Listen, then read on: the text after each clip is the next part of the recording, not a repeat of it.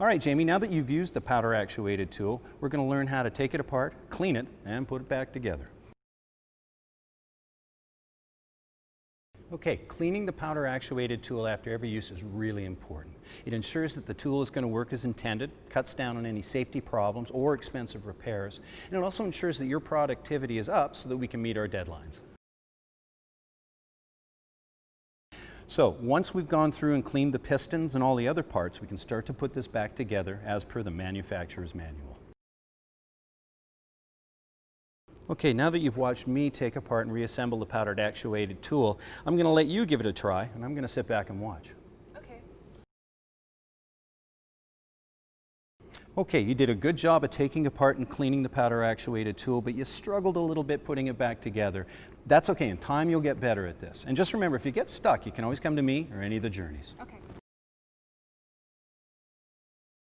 Okay, Jamie, I've been watching and assessing your progress. I notice you're getting more confident using the powder actuated tool.